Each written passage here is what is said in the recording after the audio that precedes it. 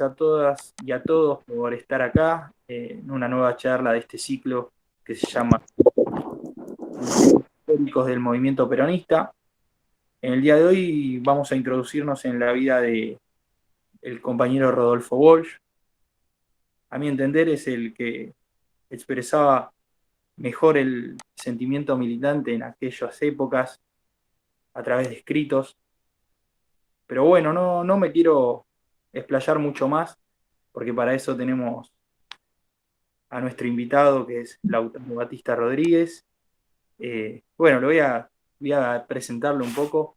Acá lo que tengo escrito. Disculpen que lea.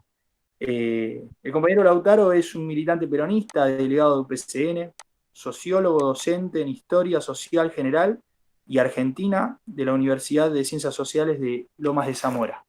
Bueno, muchas gracias, Lautaro, por estar acá. Te damos la bienvenida y gracias por compartir con nosotros. Gracias, compañeros, compañeras. Gracias a Karen también por haberme invitado. Tuve algunos inconvenientes digitales y tecnológicos con la compu, así que estoy con un celular en donde a duras penas me veo a mí mismo y los veo a ustedes porque me aparecen algunas actualizaciones que no puedo manejar porque lo iba a hacer con la compu y me falló. Así que bueno, tiene que ver un poco con esta nueva, vieja normalidad a la que nos estamos acostumbrando. Así que eso, les pido disculpas por si me ven un poco tocando la pantalla y eso, porque bueno, me van apareciendo actualizaciones. Ya estamos para empezar, entonces, bueno, empecemos. Cuando empecé la semana pasada y la anterior a revisar archivos de Rodolfo Walsh, documentos, lecturas, libros propios del compañero Walsh, así como interpretaciones y discusiones acerca de su obra, me encontré con una serie de elementos y de contenidos que no me esperaba, en realidad, porque si bien por una cuestión personal siempre estuve bastante ligado y relacionado informativamente con la historia de los 70 y con la historia de la lucha armada y de los movimientos de liberación y emancipación nacional de la década del 60 y 70, no pensaba encontrarme con tanto material como con el que me encontré de Rodolfo Walsh. Así que como es como es y fue una figura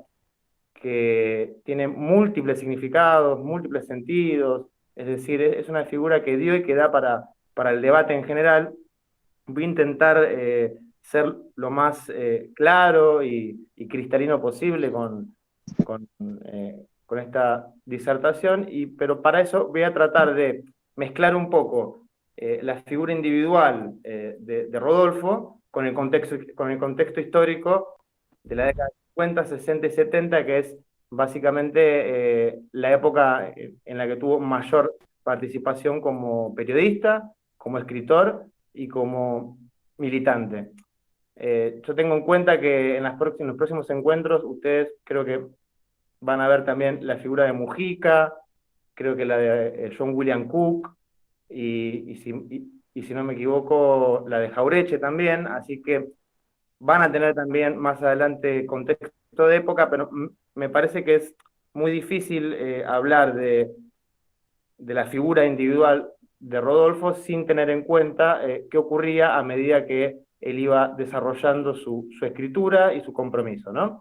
Así que para eso es necesario, más allá de que, como bien me presentó el compañero Manuel, soy y fui y sigo siendo militante peronista, milito en Lanús, milito en UPCN, soy delegado de base hace más de 10 años. También doy clases de historia, entonces tengo algunos vicios de profesor, ¿no? Obviamente, entonces tengo algunas obsesiones con respecto al proceso de época y al contexto, entonces me gustaría ir primero por ahí. La primera obra importante de Rodolfo como escritor que comienza a hacer sus primeros pasos hacia el compromiso político y revolucionario es Operación Masacre.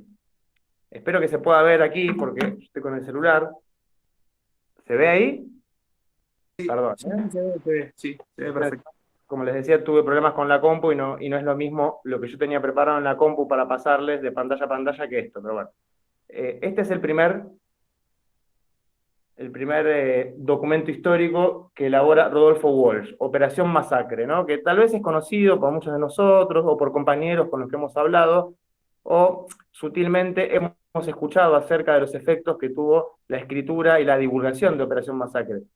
Pero para entender qué significó y qué fue ese texto que en realidad Walsh lo empezó a distribuir a través de una revista clandestina, de un diario clandestino, mejor dicho, que era Mayoría, por capítulos, y luego lo terminó publicando en un libro en el año 57-58.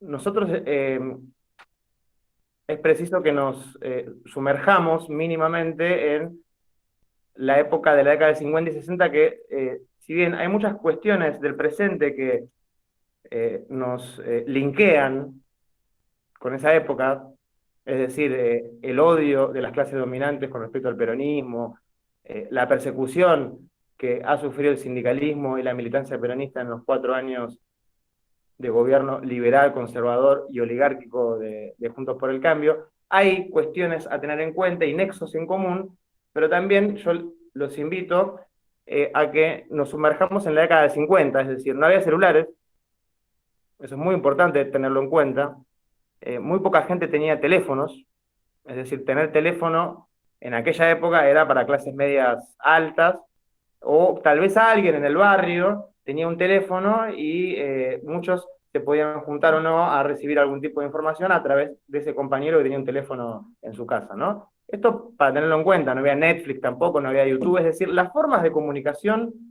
en la década del 50, 60, 70, inclusive en la década del 80, eran muy, muy distintas a las que tenemos hoy.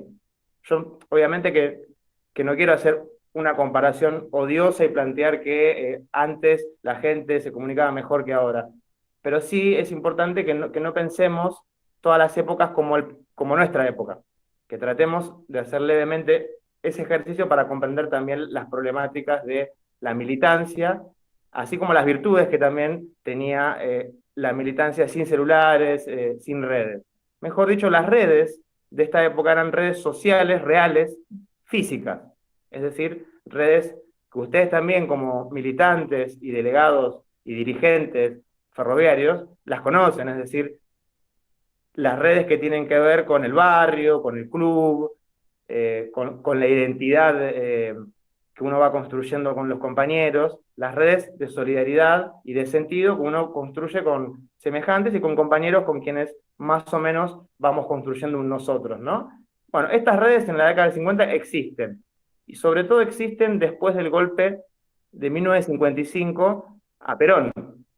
Tengamos en cuenta que entre el año 55 y 1973, es decir, durante 18 años, el partido mayoritario de la Argentina, el peronismo, el movimiento más importante de América Latina en aquel entonces, estuvo proscripto durante 18 años. Esto es algo que tenemos que subrayar para tener en cuenta, por ejemplo, que un tipo como Rodolfo Walsh, yo voy a ir pasado, presente, futuro, voy a ir haciendo un círculo, ¿no? Porque es mucho más creo que es más interesante y dinámico que ir año por año, ¿no? Como si fuese una clase, porque la idea es tratar de fomentar un debate entre nosotros que pueda ser un instrumento para nuestra militancia diaria y cotidiana en el siglo XXI. Para que un tipo como Rodolfo Walsh, que provenía de la clase media, es decir, un profesional, escritor, que no era peronista, es decir, al principio él no, no se siente identificado con el peronismo durante los 10 o 12 años de peronismo entre 1943 y 1955. Esto hay que tenerlo en cuenta, y me parece que es interesante además hacerse cargo de eso, porque muchos, como él, como Hellman, como Paco Urondo, como otros compañeros que iremos viendo de la década de 60 y 70, como el padre Carlos Mujica, no se sienten peronistas desde el vamos.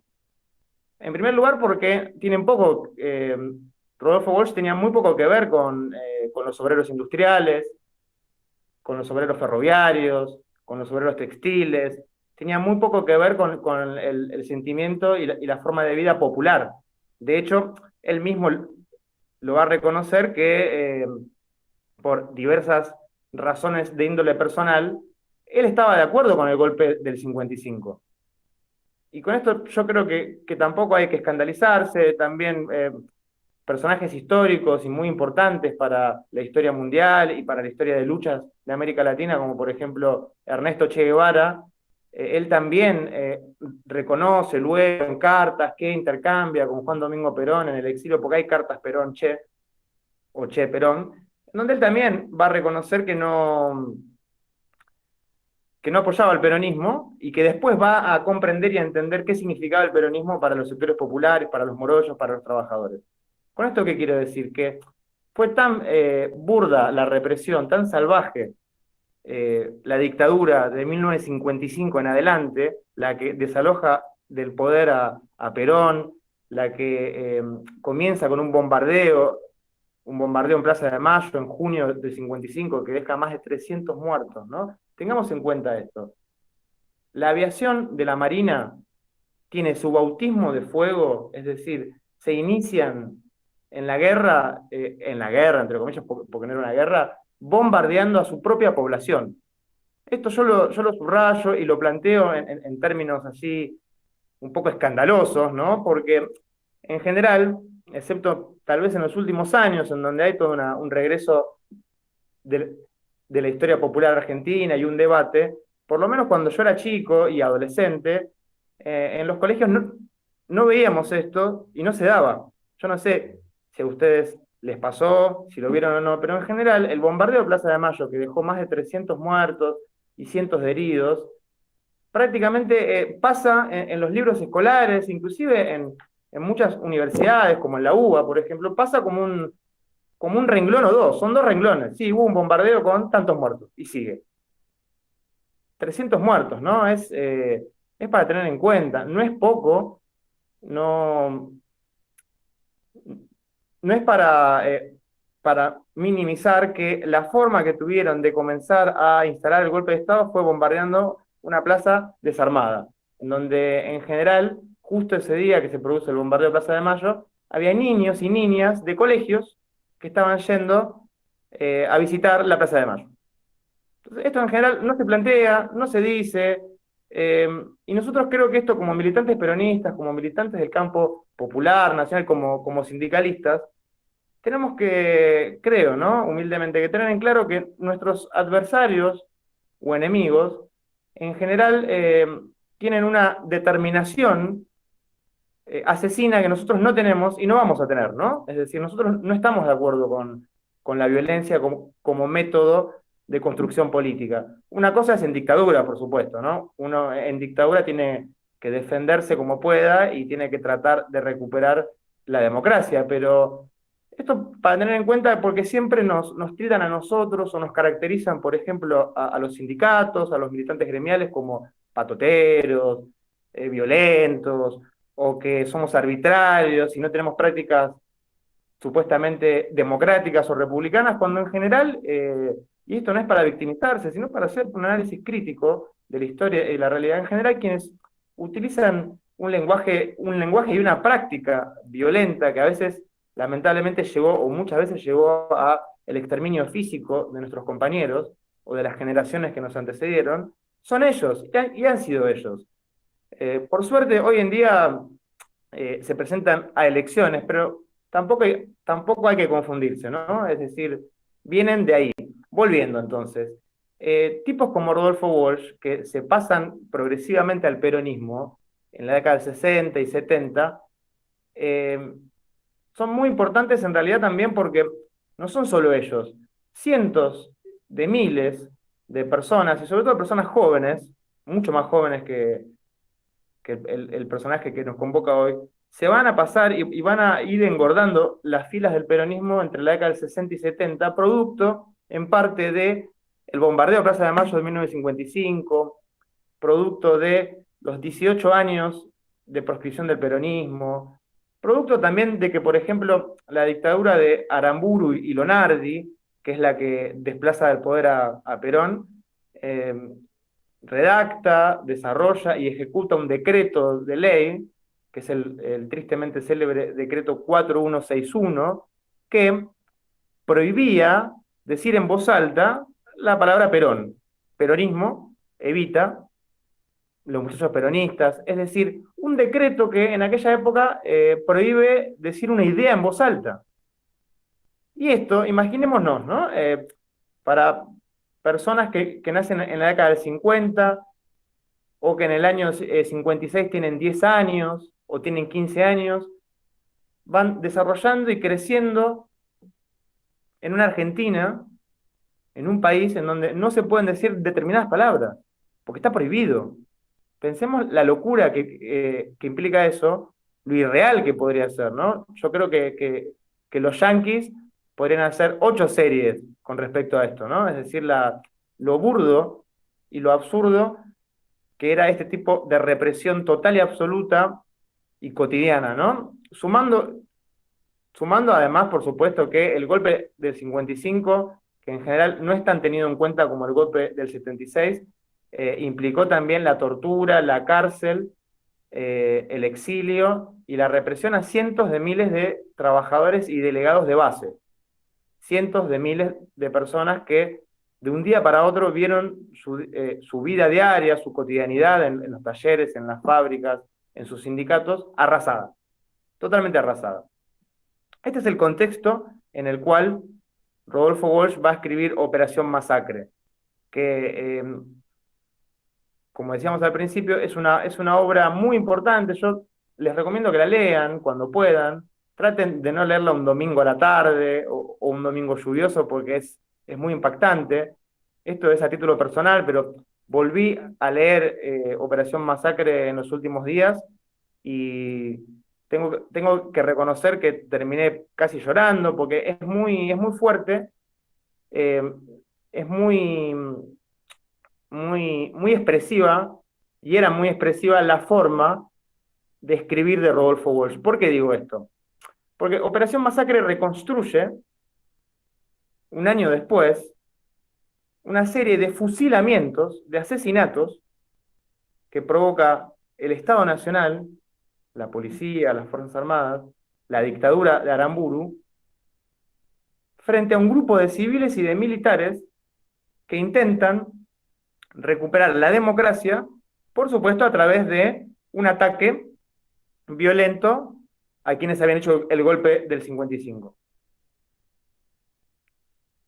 En junio del año 56, se provoca esta rebelión en distintos puntos del país. La Plata, Palermo, Lanús, parte de Vicente López, La Florida, Rosario, distintos sectores de la resistencia peronista, es decir, de los obreros y de los militantes y los sindicalistas y los militares peronistas que querían que vuelva Perón, pero sobre todo también querían que regrese la democracia y desalojar del poder a Aramburu y compañía, pero no únicamente porque no estaba Perón, sino además porque su nivel de vida había caído, porque la CGT estaba prohibida, es decir, estaba intervenida, porque los sindicatos estaban intervenidos, no había paritarias, había acuerdo con el Fondo Monetario Internacional, es decir, no era únicamente una cuestión caprichosa y arbitraria de queremos a nuestro líder, no era únicamente eso, tenía que ver además con una crítica total a la política económica de entrega que estaba llevando a cabo y que llevan a cabo las distintas dictaduras y gobiernos que se van a suceder del 55 en adelante. Entonces, en junio del 56 se genera esta rebelión, comandado en particular por el general Valle, con B corta, Valle y Tanco, que eran militares que aún eran leales al peronismo. Se organizan, pero lamentablemente este intento de rebelión ya estaba infiltrado. Ya estaba infiltrado previamente por los servicios de inteligencia del Estado. ¿Por qué estaba infiltrado previamente? ¿Y por qué razón la dictadura no lo quiso evitar? Porque querían, de manera, para generar un ejemplo, querían que se provocase esta rebelión, este intento de golpe para generar un escarmiento. ¿Cuál iba a ser ese escarmiento? Fusilar a todos aquellos que habían participado de este hecho. Tal vez decir esto hoy, en el siglo XXI, es decir, en agosto del 2021, parezca muy lejano, ¿no? Nos puede hasta resultar algo que pasó hace 100 años, pero no pasó hace tanto tiempo. De hecho, mis abuelos, por ejemplo, o abuelos de muchos compañeros que tenemos entre 30 y 40 años, eran jóvenes en aquella época, pueden preguntar, pueden indagar. Y de hecho fue tan luctuoso y tan jodido este hecho, porque enfrentamientos políticos y enfrentamientos físicos y callejeros en la política argentina siempre hubo, pero fusilamientos sin juicio, secuestrando a las personas, eso no ocurría por lo menos desde el asesinato de Dorrego por parte de Lavalle, en términos de que no era un enfrentamiento en sí mismo, ¿no? ¿No? Porque con esto, ¿qué quiero decir? Tampoco quiero plantear que somos todos unos santos, es decir, los anarquistas peleaban también con bombas, nosotros en las dictaduras también peleábamos con la policía, con los militares, como podíamos, pero siempre en enfrentamientos callejeros o en rebeliones populares. Pero de ahí a ubicar, seleccionar, sustraer y luego fusilar por la espalda sin juicio previo, por más que hubiese existido un juicio, además los fusilamientos por causas políticas o por cualquier causa, la pena de muerte, estaba prohibida en esa época y está prohibida también ahora. Entonces, esto también para tener en cuenta qué implicó que entre el 6-7 de junio del 56 y el 11 de junio se fusilasen aproximadamente no, 27 personas, de los cuales muchos de ellos eran civiles. Y de los cuales, y este es el hecho que quería brevemente narrar o relatarles para que después ustedes puedan, cuando quieran, tengan ganas, recurrir a Operación Masacre, está en PDF el libro, es decir, está en internet, de manera libre y gratuita, se concentra no en los fusilamientos de los militares que llevan a cabo, de los militares leales que llevan a cabo el intento de rebelión, se concentra en los fusilamientos de un grupo de civiles, casi todos obreros, casi todos laburantes, gente muy humilde, trabajadores, que se habían reunido a escuchar una pelea de boxeo. Tengamos en cuenta que en esa época el boxeo era muy popular, en donde se disputaba el título sudamericano entre un chileno y un argentino, ¿no? Y se habían juntado esa noche, en particular en el partido en Vicente López, muchos vecinos del barrio a escuchar la pelea en la única radio que existía en el barrio. Y en esa casa habían dos militantes obreros de la resistencia. Pero el resto de los concurrentes eran vecinos, que tal vez eran peronistas o no lo eran, no importa eso. La cuestión es que toda la gente que estaba escuchando esa pelea es secuestrada, llevada a regimientos y comisarías, no les dicen absolutamente nada de hacia dónde iban, y luego son fusilados algunos en Lanús y otros en los basurales de José León Suárez. El tema es que algunos fusilados sobrevivieron, porque fue tan veloz este hecho y entre gallos y medianoche que los propios militares y policías que realizaron estos fusilamientos tampoco prestaron tanta atención a lo que estaban haciendo. Entonces son fusilados, mueren en José León Suárez 6 civiles y hay 4 que escapan, que sobreviven. Uno porque se hace el muerto, el otro porque queda mal herido pero no termina de morir, y otro que se llamaba Julio Troxler porque se agarra a trompadas y se escapa.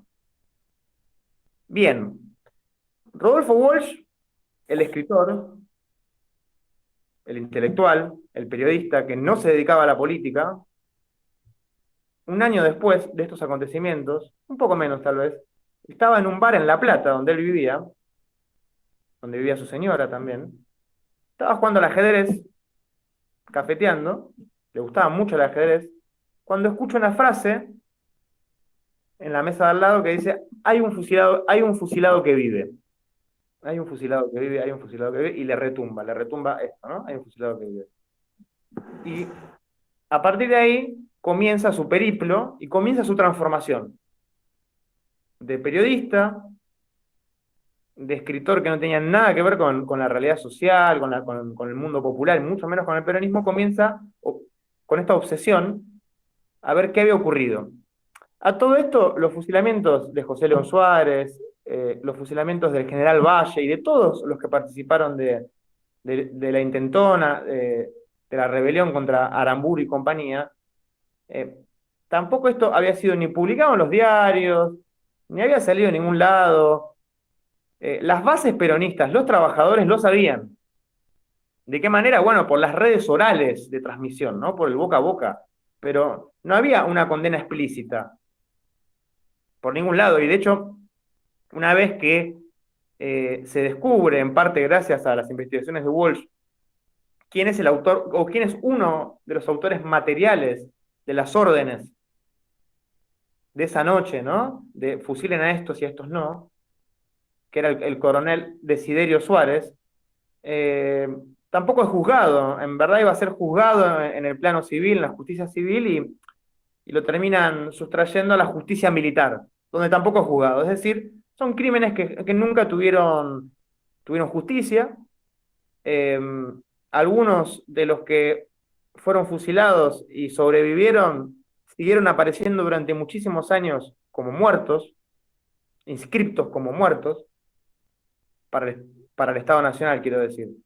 Por lo tanto, Walsh se va a dedicar a reconstruir esta historia a través de un trabajo de hormiga, es decir, un trabajo muy minucioso de ir investigando barrio por barrio, trabajador por trabajador, familiar por familiar, qué había ocurrido. ¿Qué había ocurrido con los que habían sobrevivido a partir de este fusilado que vive, que en realidad es Juan Carlos Libraga? Que si lo buscan en Google, Juan Carlos Libraga, con B corta en el medio, Néstor Kirchner, quien fuera presidente, ¿no? Entre el 2003 y 2007, lo va a recibir en la Casa Rosada y va a realizar algún tipo de acto de reparación, porque ustedes saben que en otros gobiernos que se autodenominaron peronistas eso no ocurrió. Bien, ¿por qué Operación Masacre es tan importante y tan interesante? No tanto por el contenido ideológico, no tanto por los conceptos que expresa, sino más bien porque Walsh, y esto únicamente es posible verlo a través de la lectura de sus textos, era muy pero muy preciso en transmitir aquello que quería justamente comunicar. Y lo que hace en este libro, que dura 130 y pico de páginas como mucho, es transmitir los sucesos, pero además transmite quién era cada obrero, quién era cada fusilado, qué había hecho de chico, de qué trabajaba, si tenía hijos.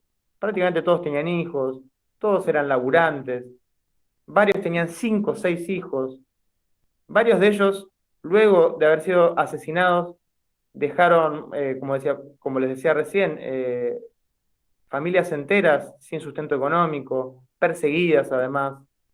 Entonces, es un texto muy, pero muy interesante por esto, ¿no? Por los sentimientos también que transmite y por las emociones que logra generar cuando uno lo lee. Y eso, la verdad, es muy, pero muy significativo, ¿no? Poder transmitir eso de manera total, ¿no? Transmitir no únicamente el momento en donde son asesinados, sino también quiénes eran, qué historia tenían.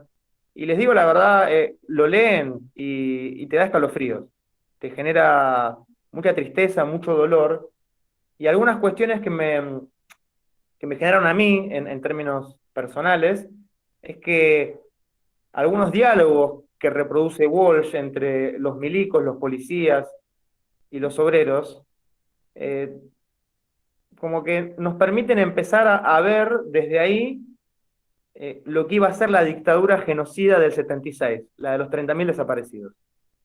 Porque ya ahí, en estos fusilamientos, en este odio, en esta frialdad, para fusilar por la espalda a obreros, a trabajadores y también a militares, está el germen, el huevo de la serpiente de lo que va a venir después.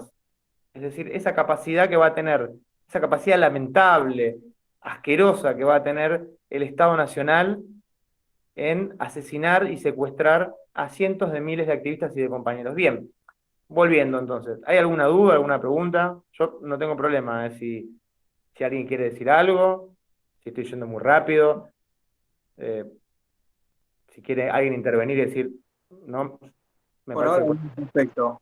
perfecto. Sí, Bueno, sí. mm, bien, a través de estos escritos, para reconstruir lo que ocurre día a día y hora a hora en estos fusilamientos, Walsh tiene que vincularse y relacionarse y conocer a obreros protagonistas de la resistencia peronista. Brevemente, ¿qué fue la resistencia peronista? Otra vez, ¿no? Fueron sucesos previos a la violencia más organizada y más conocida, tal vez a través de películas y de libros, que fue la violencia de las guerrillas, Montoneros, FAP, FARC. La violencia de la resistencia peronista, que es del 55 en adelante, es una violencia más bien industrial, de índole talleril, de fábrica, de taller, de generar un sabotaje en la producción, de incendiar vagones, de generar algún tipo de problema en las vías. Es decir, la resistencia peronista de base es una resistencia de cientos de miles de anónimos, diríamos, es decir, de compañeros de base, que muchos de ellos toman la posta de la resistencia porque los dirigentes históricos de la CGT y los dirigentes o los secretarios generales de los gremios más importantes como la UOM, la Unión Ferroviaria, ATE, UPCN, los textiles, los municipales, los petroleros, los bancarios, estaban todos presos. Presos y proscriptos. Esto es muy importante tenerlo en cuenta. Gran parte de la militancia gremial, de los delegados de base, tienen que cobrar protagonismo y tienen que, de alguna manera, escalar rápidamente en carreras gremiales que tal vez tardan años, sobre todo por la cantidad de compañeros presos, muertos y exiliados que deja la Revolución Libertadora. Cuando digo la cantidad de compañeros presos, muertos o exiliados, estoy hablando de más de 30.000 dirigentes gremiales presos. ¿Está bien? 30.000 dirigentes gremiales presos. Está bien que es otra Argentina, en donde también es cierto que el peso de sindicatos en la década del 50 y 60 era abrumadoramente superior al peso que hoy en día tiene el sindicalismo en Argentina. ¿Por qué quiero decir esto? Porque hoy tenemos cualquier cantidad de compañeros que no están sindicalizados porque directamente trabajan en negro. Es decir, también eso tengámoslo en cuenta. La Argentina del 50-60, con todas sus problemáticas, contradicciones, con las dictaduras, aún así el modelo económico necesitaba, o por lo menos permitía, que gran parte de los trabajadores estuviesen registrados, o fuesen trabajadores industriales, textiles, ferroviarios. Todavía faltaba mucho para el desguace de Videla y compañía, el desguace de los ferrocarriles del menemismo, todavía falta mucho para eso. Estamos hablando de una Argentina en donde si los sindicatos industriales o metalúrgicos paraban la producción o había sabotajes en las fábricas, realmente los empresarios perdían mucho dinero.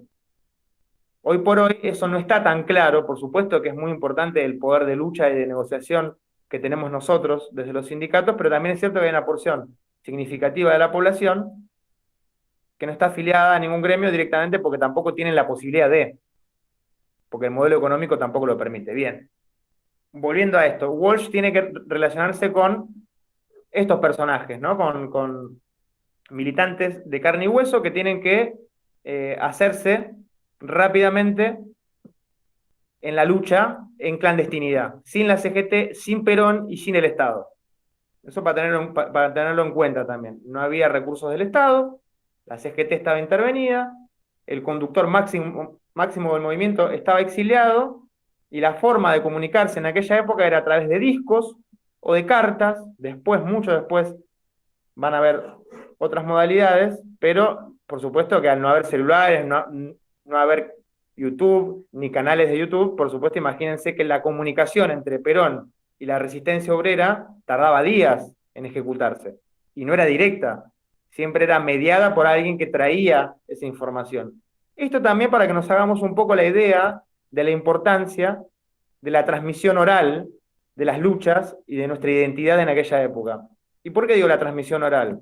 Porque si tipos como Rodolfo Walsh u otros compañeros, historiadores también y periodistas comprometidos, porque no fue el único, no hubiesen hecho y no hubiesen tenido el compromiso, el coraje, la dedicación, la inteligencia, pero sobre todo el coraje para decir, bueno, voy a reconstruir qué pasó acá, ya que ningún periódico nacional, ningún medio de comunicación se está encargando de esto, la justicia no le importa, y la importancia de haber reconstruido estos fusilamientos, estos hechos que llevan el nombre de Operación Masacre, tiene que ver también con una famosa frase de Walsh que va a quedar en la historia, que es que las clases dominantes, la oligarquía, los grupos económicos concentrados y los partidos políticos que los representan, que hoy podemos ponerlo en Juntos por el Cambio, en Juntos o el nombre que se quieran poner, en general, y con mucha inteligencia, porque hay que reconocer que el enemigo, además de ser violento y asesino, el enemigo también tiene su creatividad para el mal. En general tienden y en general tienen y tuvieron la práctica de acallar, silenciar y desaparecer nuestra historia de lucha. Y desaparecer nuestras historias de lucha, es decir, qué ocurrió en los 70, qué ocurrió en los 80, de qué manera se resistió en los 90 al neoliberalismo, qué fue el 2001, es decir, destruir la línea de luchas, lo que hace también es que cada lucha que iniciamos parezca una lucha que no tiene antecedentes y que va a quedar en sí misma. Cada paro, cada huelga, cada movilización, si no le hacemos el encadenamiento histórico que le corresponde, parecen luchas aisladas. Y esa es también la idea del enemigo y del adversario y de los medios de comunicación hegemónicos, ¿no? Que no tengamos historia, que no tengamos memoria, que perdamos la memoria de qué fue lo que ocurrió, de qué manera los compañeros se organizaron, de qué manera en épocas más crudas y más oscuras que estas, hubo cientos de miles de hombres y mujeres que no tienen calles, que no tienen libros, que no aparecen en ninguna película, que no aparecen en ninguna serie. Pusieron el cuerpo, pusieron la mente, pusieron la sangre, pusieron a sus familias, pusieron su trabajo, su tiempo, en aras de que vuelva Perón, en aras de la revolución, o en aras de que nos devuelvan nuestra dignidad, la dignidad del trabajo, la dignidad de nuestros derechos. Y es muy importante y es necesario siempre reconstruir nuestras luchas para saber de dónde venimos, quiénes somos, quiénes nos antecedieron. De hecho, y permítanme esta digresión, el peronismo, nuestro movimiento, e inclusive la militancia sindical también, no sería, o sea, nos costaría muchísimo empezar de nuevo constantemente si no tuviésemos la capacidad de ir reconstruyendo oralmente nuestras historias. Que compañeros más grandes, o compañeros jóvenes pero con historia de lucha, o familiares o vecinos, nos cuenten, no a modo de vos tenés que hacer esto porque lo que hacemos, no, no, no, que nos cuenten sus experiencias.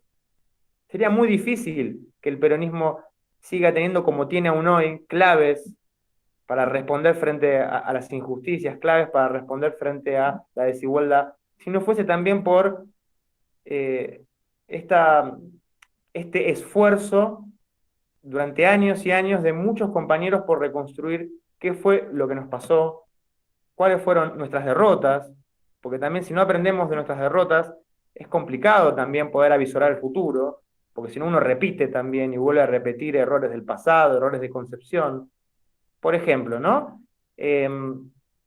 Cuando perdimos en el 2015, que el peronismo estaba desunido, eso fue también, yo no digo que los cuadros políticos, los secretarios generales tienen que estar todo el tiempo leyendo Operación Masacre, no me refiero a eso, pero sí tener un ojo en la nuca cada tanto para ver también qué pasó cuando, por ejemplo, el campo nacional y popular estuvo segmentado o dividido. Siempre que ocurrió eso nos mataron, nos pasaron por arriba, nos ganaron, nos devaluaron. Cada época, cada contexto con sus problemáticas. Pero cada vez que nosotros nos hemos separado y en vez de mirar enfrente, miramos al costado a ver quién estaba, a ver quién era más peronista, quién era más kirchnerista, quién era más o menos... Cada vez que hicimos eso, en términos gremiales, en términos políticos, perdimos. Porque el enemigo cuando quiere y puede, se unifica, se convierte en un solo puño y aplasta. Y esto, de vuelta, para reivindicar la reconstrucción de la historia, porque si no, tampoco uno en la práctica diaria de afiliar compañeros, de discutir con la patronal, de organizar asambleas, de aprender qué es esto de la militancia sindical, que es bastante distinta a la militancia política territorial clásica, ¿no? La militancia que hacemos nosotros, la gremial, tiene puntos de contacto con la política, pero tiene otros tiempos, otras características. Muchas veces uno como militante o dirigente gremial tiene que escuchar más que hablar. Uno muchas veces tiene que estar callado y escuchando a ver qué es lo que ocurre, qué es lo que pasa, de qué se habla, qué dicen los compañeros.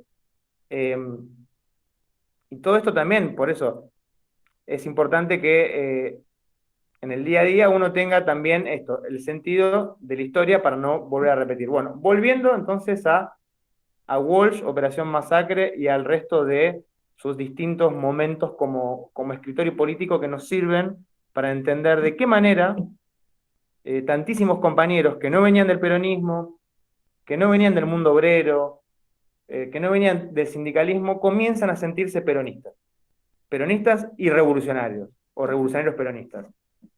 Luego de Operación Masacre, Walsh va a hacer un viaje a Cuba. Tengamos en cuenta que la revolución cubana acontece en el año 59 y el paso al socialismo de la revolución cubana es en el año 61. Bien, en esta época Walsh va a viajar a Cuba como escritor, como periodista, porque él también escribe cuentos de ficción. Era muy bueno escribiendo cuentos. Dicho sea de paso, les recomiendo el cuento Esa mujer, que es un cuento sobre Evita, y Ese hombre, que es sobre Perón, porque si algo estuve viendo justamente estos últimos días es la capacidad que tenía Rodolfo para eh, reflejar el habla popular. Uno lee Esa mujer, o por ejemplo Simbiosis, que es otro cuento, y cuando habla un comisario, como en el cuento está hablando un comisario, cuando habla un obrero metalúrgico, habla un obrero metalúrgico. Es decir, no es un escritor que hace hablar. De alguna manera él podía ponerse en ese lugar, podía bajar muchísimo la cuestión así ampulosa, brillosa de las palabras, que a veces tienen ciertos escritores, que no lo critico, pero digo, a veces la escritura, el mundo de los escritores es muy, ¿cómo decirlo? Para que no quede mal, ¿no? Muy de pavo real, es decir, yo voy a escribir de la manera más complicada posible para que solamente me entienda un grupo de iluminados. No. Walsh, por eso les recomiendo, lean Esa mujer, lean Simbiosis, lean Ese hombre. Cuando lo lees, ¿estás leyendo a un comisario? ¿Estás leyendo a un obrero? ¿O estás leyendo a un ladrón? Es decir, el tipo los hacía hablar de verdad. Así que efectivamente se la pasaría bastante tiempo escuchando y recorriendo. ¿Qué cosa? Bares, clubes, la noche, es decir, asambleas. Se, se nota por la forma que tenía de escribir y de comunicar que no le importaba tanto quedar como un gran escritor, sino más bien como una persona capaz de transmitir lo que quería transmitir de esas personas. Bien, avanzando entonces. Viaja a Cuba, ahí tiene de primera mano eh, ¿no? un reflejo del contexto de la Revolución Cubana. Ahí va a conocer a escritores que luego van a ser muy famosos como García Márquez, por ejemplo. Va a ser parte de distintos grupos de intelectuales y periodistas que en Cuba van a desarrollar una agencia de noticias que se llama Prensa Latina. Eso va a durar un tiempo, inclusive hay un intento de invasión, que en realidad es una invasión de exiliados cubanos a Cuba, que es el famoso combate de Playa Girón. Hay un tema de Silvio Rodríguez que habla de esto también, o Bahía de los Cochinos, en donde yo esto no lo sabía y lo descubrí ahora, que es que Walsh es uno también de quienes, con sus conocimientos, como él tenía muchos conocimientos de autodidacta, él sabía interferir en ondas de radio, entonces lo que hace es intervenir en aquel entonces las comunicaciones de los norteamericanos con los cubanos exiliados para prever en parte la invasión a Bahía de los Cochinos. Es uno de los que, junto con los servicios de inteligencia cubanos, interviene la información de la invasión. Esto ténganlo en cuenta porque después cuando él sea montonero, porque Walsh, hay que decirlo, ¿no? Digo, es decir, él se suma al peronismo a través de las organizaciones político-militares de la época y luego termina su carrera en Montoneros, su carrera como militante, quiero decir. Y en Montoneros, en la década del 70, 73, 74, va a ser uno de los compañeros que se encargue también del servicio de inteligencia de Montoneros. Es decir, eso ya viene de su época en Cuba, de sus conocimientos para intervenir las modulaciones radiales. Luego de su viaje por Cuba, él va a tener un proceso un poco contradictorio, en donde tampoco sabe muy bien cómo va a seguir su compromiso militante. Todavía no se considera peronista, más allá de lo de Operación Masacre. De hecho, se considera más un escritor comprometido, un revolucionario, pero no termina aún de adscribir al peronismo. Y va a ser recién para el año 68, 1968, todavía el peronismo está proscripto, ahora ya gobierna Onganía. Recordemos que dijimos 1955 Aramburu y Leonardi, después va a venir el radicalismo con el peronismo proscripto, otro gobierno militar, otra vez el radicalismo y luego viene Onganía. Esto para ir ubicándonos en el tiempo. 1966 asume Onganía, que es un militar que, a diferencia de la dictadura del 55, va a plantear que la dictadura del 66, que se llama Revolución Argentina, tendría que durar 30 años. Esto para entender el contexto también de lo que vamos a ir viendo ahora, que es un poco el momento más acelerado e intenso de la vida de Walsh como escritor y como militante, o como escritor militante. Esta dictadura, la de Onganía, como decíamos, reemplaza al gobierno de Ilia. Ilia o Ilia era un representante del radicalismo de la época, al igual que Frondizi. Son gobiernos radicales que aceptan presentarse a elecciones con el peronismo proscripto. Ya para esta altura del partido, para que nos hagamos una idea, la resistencia peronista que estábamos comentando al principio, que era muy, muy barrial, muy anónima, muy desorganizada por momentos, ya tiene otro tipo de organización y los sindicatos más importantes han sido recuperados.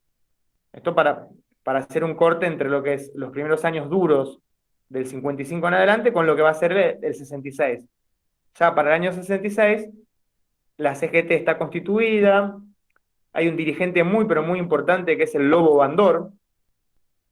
El Lobo Bandor, ¿con quién podríamos compararlo del presente? En términos mediáticos, con un Moyano tal vez, ¿no? Digo, en términos mediáticos. El Lobo Bandor, dirigente de la UOM, del gremio de los metalúrgicos. Tengamos en cuenta que hoy el gremio de metalúrgicos tiene algo así como 150.000 afiliados, y en aquella época podía tener 400.000. Por el modelo económico, ¿no? Un modelo económico con mayor mercado interno y con mayor preponderancia de peso metalmecánico e industrial que el que tenemos hoy. Por lo tanto, el gremio, la UOM, en aquella época, décadas 60, 70 y 80, es uno de los gremios, como también lo fue la Unión Ferroviaria durante mucho tiempo, uno de los gremios que conduce al resto de gremios. Es decir, que su pauta salarial es la pauta que después van a llevar a cabo otros sindicatos y que sus posicionamientos en las discusiones políticas son tomadas por otros gremios más pequeños. Entonces, la UOM en esta época es el gremio más poderoso. Pero eso también implicaba que no tuviese las manos libres, digamos, para enfrentarse abiertamente con la dictadura. ¿Por qué es esto? Porque nosotros, como militantes, como delegados, como dirigentes gremiales, sabemos que nuestra representación de los laburantes, de los compañeros, no depende únicamente de quién tengamos en el gobierno político. Nosotros, esté quien esté, tenemos que discutir paritarias y condiciones de trabajo con nuestra patronal. Esté quien esté, aunque esté Frankenstein, tenemos que sentarnos a discutir esas condiciones de trabajo y tenemos que sentarnos a discutir el convenio. Eso es distinto a tal vez la militancia más clásica, territorial o política, en donde uno con quien es el adversario nunca se reúne. Nosotros tenemos esta práctica que es un poco, tenemos un pie en un lado y un pie en el otro, pero no en términos de los intereses, sino en términos de que sí o sí tenemos que sentarnos a negociar, porque si no, corremos el riesgo también, no de perder nosotros como delegados, sino de que pierdan nuestros compañeros. Entonces, la UOM se va a parar en esta época en ese lugar un poco imposible, con un Perón exiliado aún. Perón ya lleva más de 11, 12 años en el exilio, el peronismo sigue proscripto, no se puede presentar a elecciones, es un partido ilegal. Y Bandor, como representante de la UOM, es quien en esta época organiza y digita a la CGT y las negociaciones con los militares. ¿Por qué digo esto? Porque Walsh, en uno de sus viajes a Cuba, cuando regresa, en esa época no se podía ir directamente a Cuba, tenías que hacer varias escalas, porque había muchas compañías que no, creo que todavía pasa lo mismo, que no querían ir directamente a un país que no fuese capitalista. En uno de sus regresos, para en España, Perón estaba exiliado en España, y se va a reunir, lo va a conocer a Juan Domingo Perón en su exilio en España, y va a conocer también a Raimundo Ongaro. Raimundo Ongaro, ¿se ve? Dirigente histórico, creo que todavía sigue vivo, de la Federación Gráfica y de la Federación Gráfica Bonaerense, de los gráficos. Bien, ¿quién es Ongaro? Ongaro, para esta época que les estábamos transmitiendo, es, digamos, el anverso, o sea, el lado contrario de Bandor. Es decir, se presenta como un sindicalista más combativo, con menos prácticas negociadoras y con un enfrentamiento un poco más duro con la dictadura para esa época, ¿no? Esto, por supuesto, que igual no es un intento de mi parte de ser juez con respecto a qué tipo de prácticas sindicales es la correcta. Estoy muy lejos de eso. De hecho, el Lobo Bandor, el dirigente histórico de la Unión Obrera Metalúrgica, fue quien representó también a los obreros metalúrgicos, porque él sale de la lucha de la resistencia en el año 55, 56, 57, cuando no había nada. Cuando había cárcel, represión, delegados presos, y cuando los sindicatos estaban intervenidos por militares, él sale de esas luchas, de la fábrica Philips. Él emerge de ese contexto como uno de los más combativos. Por ende, también eso hay que tenerlo en cuenta. La carrera de Bandor también es muy importante porque él tenía legitimidad porque luchaba, o porque había luchado. Bien, Perón, al reunirse con Ongaro y con Rodolfo Walsh, plantea la necesidad de reunificar los distintos grupos que habían quedado fuera de la CGT oficial, engordar, ensanchar esa CGT y darle a la CGT un posicionamiento un poco más duro con respecto a la dictadura de Onganía. Y para esto también le va a pedir a Ongaro y Walsh que se junten, que hablen. Perón le va a reconocer a Walsh el trabajo hecho justamente con Operación Masacre, por haber mantenido viva la llama de la memoria, y les va a proponer que realicen un semanario, un diario de la CGT. Bien, avanzando entonces, la CGT hace un congreso muy, muy famoso, histórico, que es el Congreso Olmos, Amado Olmos. En ese congreso se van a pelear distintas corrientes gremiales y van a quedar dos CGT.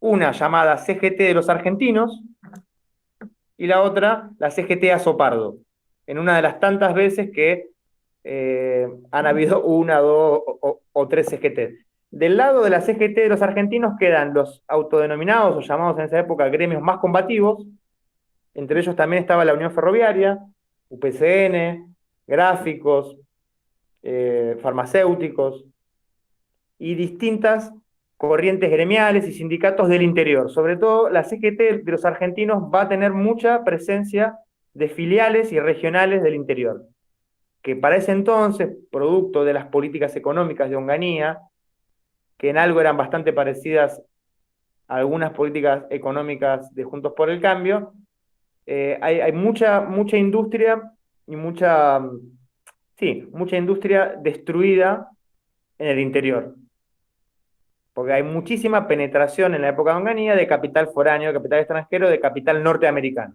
Sobre todo es la época durante Onganía que se inunda el país de capitales norteamericanos que lo que hacen es, para tener en cuenta el contexto, comprar, debido a la devaluación del peso, comprar a precio de regalo empresas nacionales. Esa es la política económica de Onganía, ¿no? Digo, devaluación del peso y penetración del capital yanqui, sin ningún tipo de restricción, sin ningún tipo de regulación, ningún tipo de control. Compra de empresas nacionales. Eso produce quiebra, despidos masivos y, como les gusta decir a ellos, modernización y racionalización de la producción, que lo que es más horas de trabajo, menos salario, bueno, ya saben lo que es eso, ¿no? Bien, es en este marco que la CGT de los argentinos nuclea a estos sectores que estaban perdiendo en el interior, y del otro lado queda la UOM con la CGT Azopardo y otros sindicatos muy poderosos y centrales de la época. Sin embargo, la CGT de los argentinos, a través también del periódico de Rodolfo Walsh, que es del periódico que conduce, mejor dicho, Rodolfo Walsh, que es un semanario, va a generar también una transformación o una revolución en la forma de transmitir y de comunicar que tenían los sindicatos en la época. Porque este semanario, la CGT de los argentinos, va a tratar de llevar a cabo un reflejo de la información, de lo que pasaba en cada gremio, en cada taller, en cada asamblea, en cada lugar de trabajo, a través de este periódico y con discusión ideológica y con discusión crítica de ideas. Y sobre todo va a criticar este periódico, que es el semanario de la CGT de los argentinos, a aquellos sindicalistas o sindicatos que se decían peronistas o se decían leales a Perón, pero sin embargo a la larga terminaban negociando con Onganía y con los militares el no regreso de Perón. Porque hay que decirlo, había sectores del sindicalismo que estaban mucho más cómodos, ya acostumbrados a luchar y negociar y luchar con los militares que con Perón. Ya Perón hacía 13 años que estaba exiliado, 12 años, y de hecho, algunos como Bandor inclusive pensaban, bueno, Perón está viejo, se va a morir, ¿para qué seguir peleando porque venga? Nosotros ya tenemos las obras sociales, que las habían recuperado, ya recuperamos la CGT, bueno, esto estoy hablando de la parte dirigencial, ¿no? La inmensa mayoría de los trabajadores de la Argentina de la época querían que Perón vuelva. De hecho, la consigna era Perón vuelve. O el regreso incondicional de Perón a la patria, que significa Perón vuelve y se puede presentar a elecciones. Bien, es en este marco, años 68, 69, que se da esta disputa CGT de los argentinos y CGT, y que se genera este periódico que no va a tener tantos números, va a tener 55 números, pero en donde Walsh también va a aprender mucho, nuevamente, acerca de la forma de comunicar que tienen los obreros de la época, la forma de hablar, de discutir, de formarse. También él va a tener muchas discusiones con Ongaro, que era el secretario general de la CGT, porque por momentos el propio Ongaro le dice, no seas pelotudo, le dice, así no hablamos nosotros, tenés que bajar un poco, así no te va a entender nadie nada. ¿Bien? Esto también para, digo, desacralizar un poco y sacarlo un poco también, ¿no? Porque era un tipo como cualquiera de nosotros que se equivocaba y aprendía, se equivocaba y aprendía. Lo bueno es que tenía la capacidad de reconocer esos errores y volver a reconstruirse. Bien, una de las ideas del semanario este de la CGT, que salía todos los lunes, era justamente que fuese un instrumento, el diario, de organización y de lucha. ¿Por qué de organización? Porque era a través de los corresponsales obreros, de los militantes que vendían el diario en los talleres y en las fábricas y en las oficinas y en los lugares de trabajo, que ese diario podía ser un instrumento para reunir a los compañeros y discutir acerca de tal o cual política económica o acerca de tal o cual lucha gremial. La verdad que como idea estaba muy interesante, es decir, que el periódico se distribuyera de manera militante, no a través de kioscos, sino a través de cada delegado o de cada compañero de base que quisiera hacerse cargo de eso y de discutir con eso en la mano, ¿no? Pero bueno, finalmente, en verdad, debido a el peso económico de la otra CGT, de la CGT Azopardo, pero también de problemáticas internas en términos de la organización interna de la CGT de los argentinos, es que el periódico no tiene la capacidad que podría haber tenido. La capacidad, quiero decir, de llegada, porque no tiene el grado de organización que podía llegar a tener. Sí, es un antes y un después para cientos de periódicos que van a venir en el futuro, que van a copiar un poco el molde o el modelo de la CGT de los argentinos, que lo que hacía, para sintetizarlo rápidamente, era desgranar y desarticular una por una las políticas económicas de la época y explicar en términos concretos de qué manera se vaciaban empresas, de qué manera se entregaba el capital argentino para empresas foráneas. Es decir, era muy pedagógico y generaba realmente, podía generar insumos o elementos o herramientas para la comprensión de las luchas, no en términos particulares de la huelga que estamos llevando a cabo, sino en términos globales. De qué significa que el capital norteamericano esté ingresando de esa manera a nuestro país. En ese sentido fue muy aleccionador y fue un ejemplo para otros periódicos. Como les decía, duró muy poco, duró 55 números. Bueno, avanzando así llegamos a la última etapa y dejamos lugar para el debate. La CGT de los argentinos va a tener mucho protagonismo, por ejemplo, en el Cordobazo, esta gran pueblada histórica de mayo de 69, también la CGT Azopardo, pero la CGT de los argentinos va a tener mucho que ver con esa fecha, sobre todo por lo que les decía al principio, por la cantidad de regionales y de gremios del interior que son parte de este fenómeno que es la CGT de los argentinos, pero además porque era una central que, y esto va a ser muy, muy crítico en la época, o muy criticado, que no absorbía únicamente a peronistas, absorbía también a socialistas, a radicales combativos, a católicos. Van a haber muchos, pero muchos cristianos y católicos revolucionarios que van a ir pululando ahí por la CGT de los argentinos, que van a andar, que van a estar como parando ahí. Es decir, va a ser un laboratorio, esta central también, de discusiones, de documentos, y sobre todo un lugar, un canal de expresión para distintas tendencias de izquierda, del peronismo, de la izquierda católica, de la izquierda radical y de otros grupos en la Argentina de fines de los 60, principios de los 70, que es la Argentina que está en ebullición, que es la que luego va a terminar de explicar el fenómeno de irrupción de las organizaciones armadas, es decir, de la lucha armada. O sea, es imposible entender, es muy difícil que entendamos el contexto que lleva al golpe del 76 si no entendemos la dictadura de Onganía y este tipo de procesos.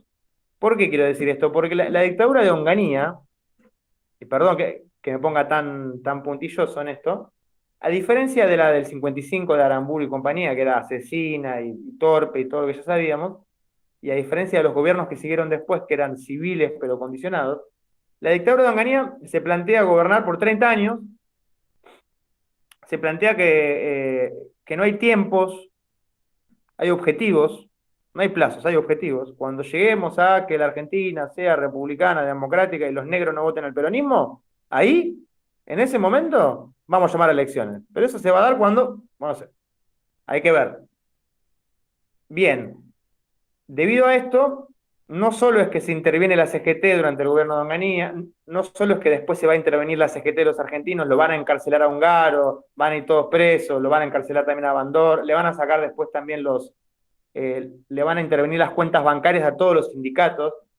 No es únicamente contra la CGT, sino que además el peronismo venía proscripto hace años. La diferencia que tiene la dictadura de Onganía es que va a asfixiar a todo tipo de expresión política, barrial, cultural y artística. Fueras o no fueras peronista. Y eso también es algo nuevo para la época porque se prohíbe en los centros de estudiantes, en todos los secundarios y en todas las universidades, se prohíbe en los centros culturales, se prohíbe cualquier tipo de acción colectiva que sea crítica. Se prohíbe inclusive, bueno, esto por ahí lo saben o por ahí no, pero vamos a resaltarlo, se prohíbe el uso del pelo largo, las minifaldas para las mujeres, y tengamos en cuenta que estamos en la época de la irrupción del rock nacional, fines de los 60, los Gatos, Sui Generis, los Beatles en Inglaterra, los Stones, los Doors. Es decir, es una época en donde distintas juventudes en distintos países del mundo comienzan a reclamar por un lugar de ser jóvenes, ¿no? Bien, todo esto Onganía no le da bolilla, al contrario, lo reprime, tal es así que te reprimían inclusive si te estabas besando con tu compañera, te agarraba un poli y te llevaban a tu casa, e inclusive otras cosas peores también, entraba la policía a los hoteles de alojamiento para ver qué estaban haciendo. Bien, parece exagerado, pero es real esto. Así como también hay una censura muy, pero muy fuerte a las letras de las canciones y a los contenidos de las películas. Por lo tanto, la atmósfera, el clima de la dictadura de Onganía es lo más parecido que podemos sintetizar como el clima de un cuartel mezclado con una iglesia. Así era el país, un cuartel con un cura bajando todo el día línea, línea, línea con respecto a cómo te tenés que vestir, cómo tenés que besar, era muy, pero muy intensa esta represión en términos culturales. ¿Y por qué hago tanto hincapié en esto? Porque es muy difícil comprender la aparición de montoneros, por ejemplo, y sobre todo la aparición de la juventud peronista de la época, que la juventud peronista de la época de los 70 es una juventud peronista que llena canchas, que llena Atlanta, llena Chicago, llena la cancha Independiente, es decir, cientos de miles de pibes y pibas con origen en clase media, no con origen popular, no con origen obrero, se transforman y hacen su conversión al peronismo. Y encima no a cualquier peronismo, a un peronismo fierrero, a un peronismo combativo, a un peronismo que va a mezclar a Guevara, a los curas del tercer mundo, a Mujica, a Lenin, con Perón, con San Martín, con las luchas de América Latina. Es un peronismo que, bueno, ya producto de tantos años en la clandestinidad, tantos años en proscripción, tantos años con el líder en el exilio, que comienza a meter de todo adentro. No es lo mismo ya, no es el peronismo clásico de los 40-50, de casa al trabajo, del trabajo a casa. No, esto ya es un peronismo que tiene otros ribetes, otras características, producto sobre todo del enfrentamiento constante con las fuerzas del orden, con las fuerzas de seguridad, con los servicios de inteligencia, y con estos jóvenes que muchos de ellos, como decíamos, sus padres habían sido golpistas, sus padres habían sido antiperonistas, pero eran jóvenes que no soportaban más vivir en una Argentina en donde no se podía decir Perón en voz alta, en donde los fusilamientos de León Suárez a nadie le importaba, en donde había toda una serie de procesos espantosos que nadie explicaba, y en donde la Argentina era una sucesión de generales y abogados radicales que todo el tiempo decían no vamos a volver al pasado porque el pasado es la violencia, porque el peronismo es mentira, porque Perón era, bueno, todo eso genera el caldo de cultivo para que en los 70 miles de jóvenes abracen el peronismo desde una concepción de lucha armada. Es decir, vamos a traerlo a Perón de vuelta, pero ya no con los sindicatos únicamente, ya no con las huelgas. Lo vamos a traer a través de una revolución armada, a través de un copamiento militar del Estado. Esto, si no entendemos Onganía, no podemos entender de qué manera cientos de miles de pibes y pibas abandonan las comodidades o la comodidad de su casa, abandonan carreras universitarias, abandonan trabajos bien remunerados o gente que no laburaba directamente para dedicarse a la lucha por el regreso de Perón a la patria.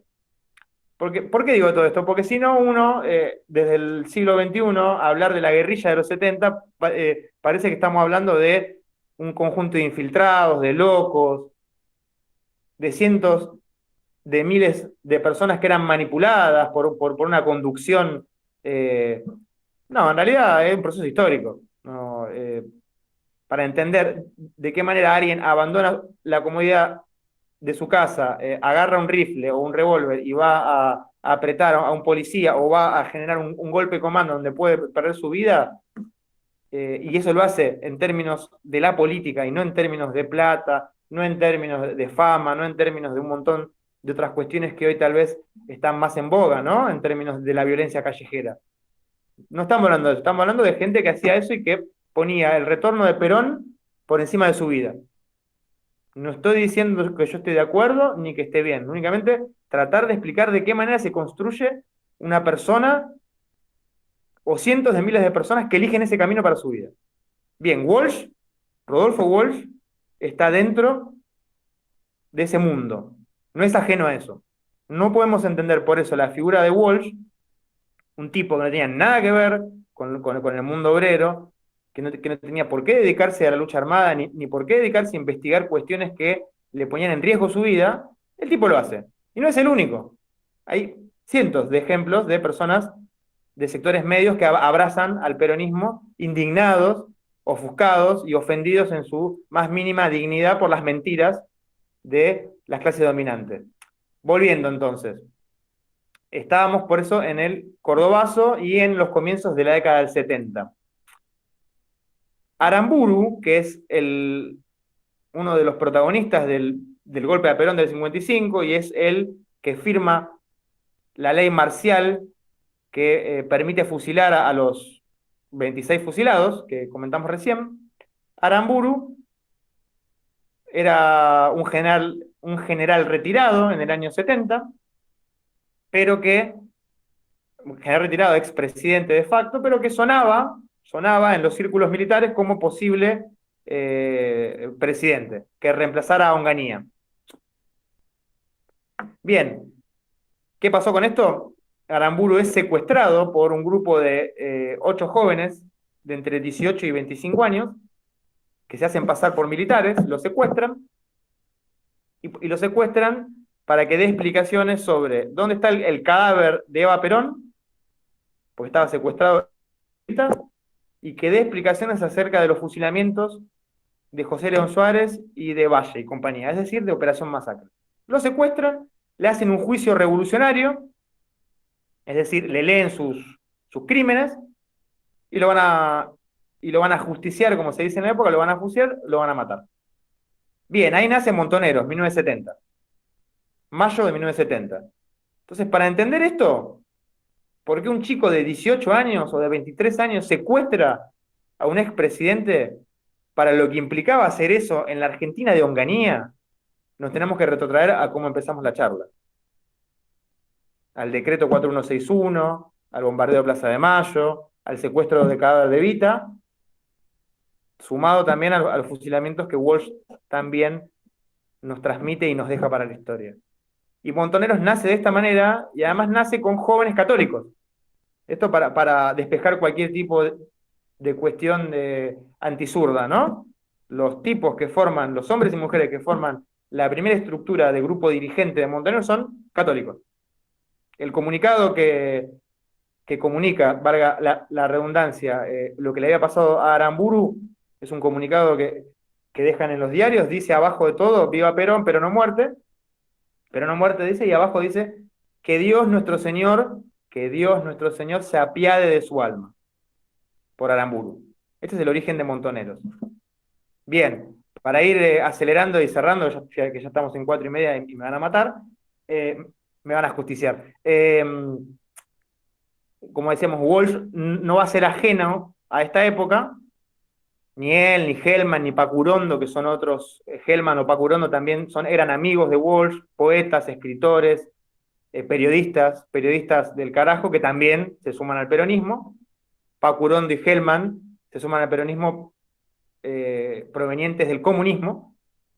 Y, como decíamos, durante esta época, que es 69-70, Walsh va a comenzar un proceso muy acelerado que lo deja escrito, que es que ya no está de acuerdo con escribir ficciones, con escribir cuentos. De hecho, él tenía una novela, él vivía muy mal porque era muy desorganizado en términos económicos. Vivía ya, para los 70 vivía puramente para el semanario de la CGT de los argentinos, estaba constantemente en asambleas con un grabador, hablando, discutiendo, haciéndose carne de los conflictos obreros. Y en ese momento él decide abandonar la ficción. De hecho, se lamenta un poco porque la poca guita que él manejaba era guita que le pagaba una editorial para sacar un libro que nunca saca, o que termina sacando pero que no es lo que le habían pedido. Y él se termina dedicando únicamente o prácticamente a la investigación documental, es decir, abandona la ficción porque él se convence de que la ficción es un vicio de las clases dominantes, es decir, se radicaliza, le parece que no tiene sentido generar metáforas o personajes ficticios, y lo único que él tiene en la cabeza es: tenemos que escribir de manera tal que le sirva al pueblo, tenemos que escribir de manera tal que la escritura o lo que hagamos con la escritura sea un instrumento para la lucha, un instrumento para ahuyentar las mentiras de los medios de comunicación dominantes, y comienza a abandonar su yo escritor, periodista, y comienza ya un pasaje mucho más duro de militante revolucionario. A todo esto, para tenerlo en cuenta, su Operación Masacre y otros libros como ¿Quién mató a Rosendo?, por ejemplo, que es otro libro también muy importante de él, son los primeros en el mundo occidental que utilizan el recurso de ser una novela de no ficción, una novela que utiliza documentos históricos. Digo esto porque él se va a adelantar muchos años a escritores norteamericanos o ingleses que son muy, pero muy famosos. Él se adelanta 10 años a eso. Es decir, a escribir novelas no ficcionadas, con elementos históricos concretos. Bien, él abandona entonces ya prácticamente la ficción, tiene ya un nombre de guerra, se llama Eduardo Freire, Franco Freire, después se va a llamar Esteban, después se va a llamar o le van a decir Doctor Neurus o Capitán Neurus, es decir, él entra ya en una vida de absoluta clandestinidad. Cuando digo esto es, en esa época se usaban nombres de guerra. Si yo conocía a alguno de ustedes en una reunión, me presentaba como Pedro Ramírez, por ejemplo, y no como el autor Batista, porque bueno, uno tenía que inventarse nombres por si el otro era un delator, un infiltrado, o si era de la policía. Bueno, imagínense vivir así, ¿no?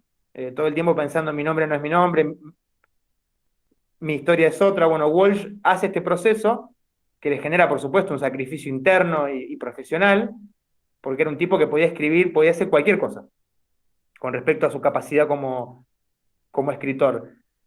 Si les interesa, por ejemplo, Operación Masacre, se hizo una película donde está la voz de Walsh, porque es una película que se estrena en el año 72-73, trabaja Víctor Laplace y Norma Leandro, dirigida por Cedrón. Así que la película está, por supuesto que él no ve un mango de esto, y para el año 73, ya estamos llegando al final, él va a ingresar a Montoneros con un grupo de militancia que era la FAP, las Fuerzas Armadas Peronistas. Se fusiona con Montoneros, muy influenciado por su hija Vicky Walsh, Victoria Walsh, era montonera y era combatiente montonera, que lo termina influenciando para que ingrese a Montoneros. En Montoneros él va a dirigir un nuevo proyecto editorial muy importante que se llamó la revista Noticias. Es más, la revista Noticias que existía o que sigue existiendo, su origen es este, ¿no? ¿Se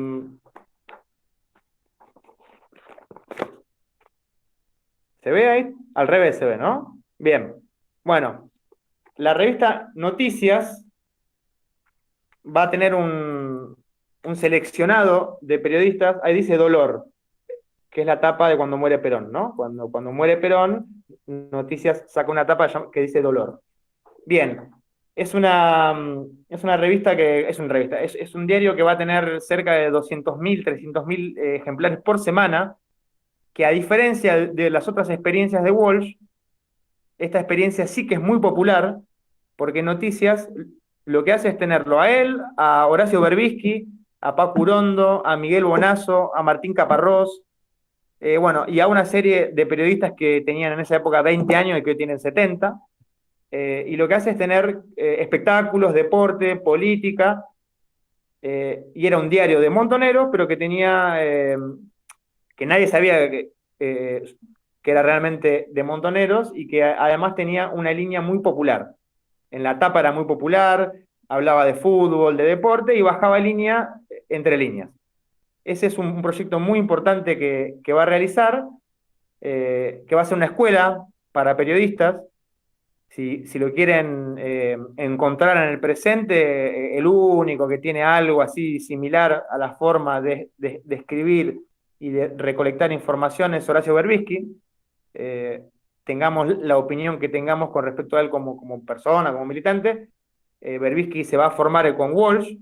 Walsh para esta época tiene casi 50 años, eh, y es uno de los que, por lo menos en mi caso, yo encuentro que tiene bastantes parecidos con Walsh en la forma de escribir, es Berbisky. Bien, luego del proceso de la revista Noticias, eh, la organización Montoneros va a acelerar su enfrentamiento con el peronismo, con Perón y con Isabel.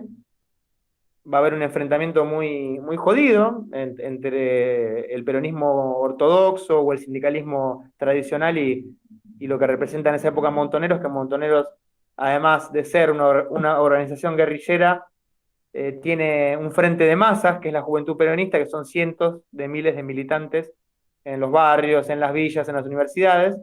Montoneros se enfrenta al peronismo en un proceso que, bueno, seguramente que lo verán un poco mejor con Mujica. Hay una parte importante de la estructura de militantes de Montoneros pasa a la clandestinidad otra vez en democracia, es decir, con el gobierno de Perón e Isabel. Ahí Walsh no le queda otra también que ser parte de ese proceso. Él ya es parte del servicio de informaciones de Montoneros, es decir, de infiltrar a la policía. Y bueno, y llegamos ya para el final a lo que es la última parte de Rodolfo Walsh, que es durante la dictadura de Videla y compañía, que es el año 76, que todos sabemos, en donde sus últimos aportes, que son muy, pero muy, muy importantes, son dos, a mi entender. La famosa carta a las juntas, que es una carta que él escribe, que es de más de 8 páginas. Es una carta que él va a dejar en todas las redacciones de los periódicos de la época, con su firma. Es una carta que se las recomiendo leer porque es como un ensayo abierto de periodismo de investigación, porque hoy es muy fácil hablar con el diario del lunes de lo que pasó en la dictadura, ¿no? El tema económico, los desaparecidos, el industricidio. Bien, hoy es fácil porque pasó mucho tiempo, pero el tipo escribe esto un año después de la dictadura, es decir, en marzo del 77 escribe esta carta, donde tiene detalle por detalle los desaparecidos, los torturados, la política económica, y tiene frases que son un hallazgo como la política económica que ustedes están llevando a cabo es la miseria planificada de millones de argentinos, porque las torturas y desapariciones de miles y miles de obreros y trabajadores en realidad son la cortina que tapa la entrega del patrimonio. Bueno, es un ensayo muy, pero muy interesante sobre la política económica y laboral de la dictadura en vivo, en vivo e indirecto, es decir, mientras están pasando los acontecimientos. Él entrega esa carta y al mismo tiempo también va a discutir con la conducción de su organización, que es Montoneros. Va a discutir internamente y de manera profunda cuestiones que él veía como errores muy, muy profundos de apreciación de la organización de la que formaba parte con respecto a la época. Esos escritos se van a conocer luego como los papeles de Walsh, en donde yo creo que es interesante también tener en cuenta eso, que tuvo también la capacidad de ser parte de una organización colectiva, que siempre para un intelectual, para un artista, es difícil dejar de lado el ego, la vanidad personal, las ideas, en pos de un colectivo, en pos de la verticalidad, en pos de la construcción de un nosotros, y yo creo que Walsh pudo dejar de lado ese tipo de cuestiones más individuales para centrarse en una militancia muy dura, muy compleja, que era militar en aquella época en una organización armada, con dirigentes que tenían 25, 26 años, 28, los más grandes, con posicionamientos muy duros, es decir, estamos hablando de una organización que quería tomar el poder por las armas, es decir, no había mucho lugar para la discusión. Y sin embargo, el tipo discute, y discute internamente. Y esas discusiones son muy importantes porque también da cuenta de la capacidad crítica que tenía él para analizar los contextos. Bien, ya con esto termino, y él va a ser, a los pocos días de entregar esta carta a la Junta de Militares, a los distintos periódicos más importantes, va a ser interceptado en San Juan y Entre Ríos, en el barrio de San Cristóbal de la capital federal, por una patota de la ESMA, en la cual estaba, por ejemplo, Astiz, y Astiz lo va a intentar taclear porque juega al rugby. Walsh zafa de eso, saca una 22 corta que tiene en la pierna y se tirotea a propósito para que lo maten, porque sabía que le iban a hacer de todo. Ya su hija, Victoria Walsh, había sido asesinada, o mejor dicho, se había suicidado en una terraza para que no la embosquen los militares. Y el tipo, bueno, se enfrenta a los tiros y termina siendo abatido y también secuestran su cuerpo. Eh, Bien, este es el final un poco abrupto de él, tenía 50 años, y yo para dejarlos a ustedes y no seguir más con tanta información, únicamente destacar esto, la importancia de la crítica, del análisis, de la discusión, en una época mucho más difícil que esta, y sobre todo esto, ¿no? Un tipo que no tenía miedo de discutir en los colectivos en los que estaba, pero discutía sin romper. Y eso me parece que es muy importante, es decir, hacerse cargo de eso. Estar en una organización colectiva no es fácil siempre, a veces uno tiene cuestiones de, bueno, yo quisiera que vaya por acá, por allá, sin embargo, el tipo se ajustaba a eso, dejando de lado un montón de cuestiones personales, en una época en donde, reitero, sectores como los de Rodolfo Walsh de clase media van a engordar el peronismo y van a sumar al peronismo en un momento en donde era muy, pero muy difícil llevarlo a cabo. Yo tenía en la computadora unas cosas para leerles que no voy a poder ahora, que era alguna cuestión que había escrito sobre su hija y un resumen chiquito sobre la carta a las juntas, pero bueno, ahora con el celu no lo puedo realizar. Así que con esto ya los dejo, gracias y abierto para el debate. No, Lautaro, quería agradecerte a vos en primer lugar. Y bueno, nada, no sé si hay mucho para debatir, me parece que fue muy completo toda la información que tuvimos. Sí, hay para debatir sobre Rodolfo Walsh, claramente, porque no vamos a estar de acuerdo en todo lo que hizo. Eh, pero creo que más que nada una reflexión, ¿no? A la importancia de personajes, de militantes, como de la altura de las características de él, eh, que fueron capaces de dar su vida a una idea, a una militancia para que sea un país más justo, ¿no? Más que nada reflexionar sobre eso y también una pequeña reflexión que el peronismo siempre nos espera, ¿no? Que no es necesario no ser peronistas también. Y nada, agradecerte. Más que nada eso, agradecerte. Eh, no mucho más. La verdad que nos dejaste con muchísima información. Es muy amplio la personalidad y sabemos que una hora a veces no alcanza para decir todo lo que hay que decir sobre, sobre este nivel de militantes. Pero bueno, nada, era agradecerte. Ahí en el chat algunos compañeros también te están agradeciendo y, y que no sea la última vez. Muchas gracias. Gracias, Emanuel. Gracias. Hasta la próxima, compañeros, y muchas gracias por quedarse hasta el final. Hasta luego.